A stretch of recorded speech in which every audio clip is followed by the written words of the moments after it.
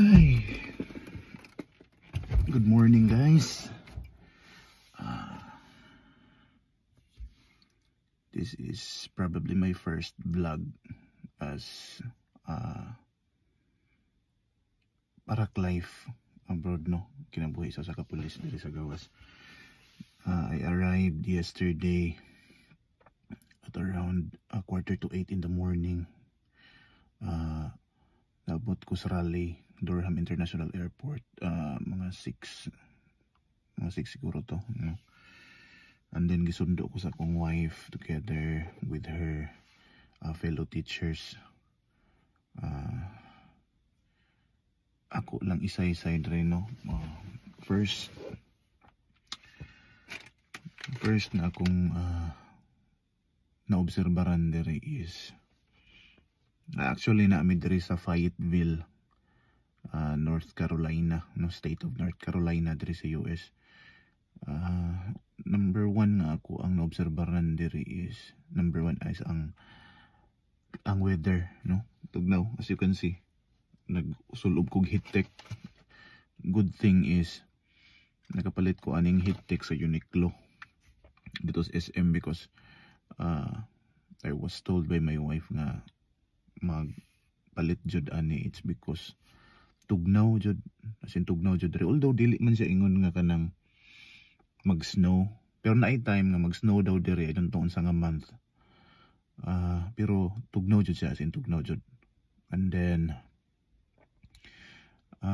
this car was bought by my wife. Lisod man ko diri mga kaparak nga manarbaho ka diri wala kay sakyanan, kay lagyo man ang lagyo man ang mga lugar, no?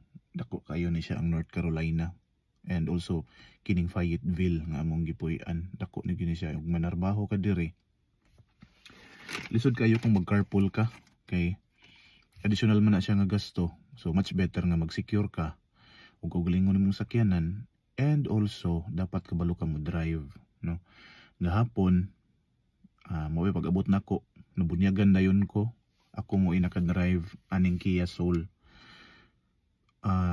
Actually nibalhin mi og apartment kay namanggoy policy diri nga ang usa ka apartment, then usa ka bedroom, maximum of 3 occupants ra jud na siya.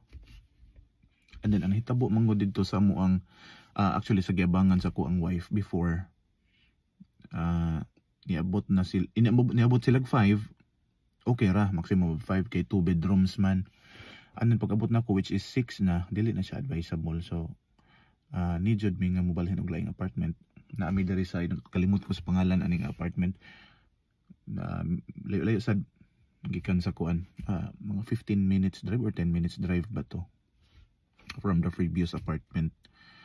And then isa sa mga obserbaran diri, guys, is the traffic rules, no? Very strict sila diri sa traffic rules.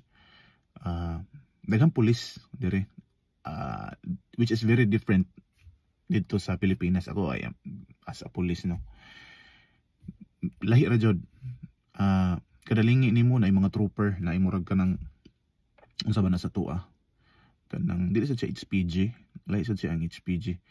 Katong mga nasa traffic jud, police officers nga assigned sa traffic. So bantayanan kayo diri, guys, ang imuhang pag-drive.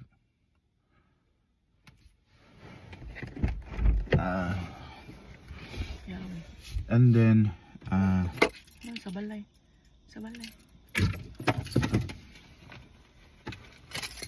Say hi.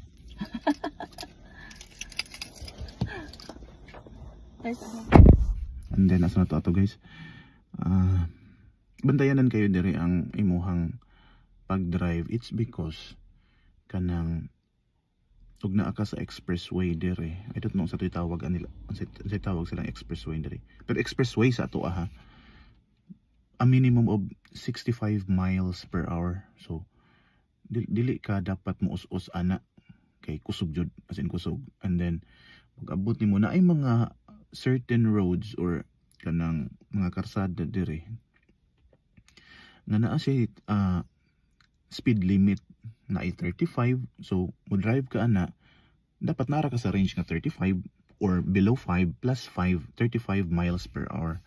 And then og naa ka sa kanang muagi kag school zone, na siya sa mga 25 miles per hour. So meaning hinay jud imong padagan kay kanang bawal jud na adyoy mga pulis diri nga magtan-aw bantayan ang imong speed limit. And then paglusot nimo diri sa kanang kini among giabangan diri is nar sa speed limit nga 10 miles per hour, so dapat hinay jud ka, no? Hinay jud ka. So more to guys, update lang ko sa akong next vlog. Bye bye.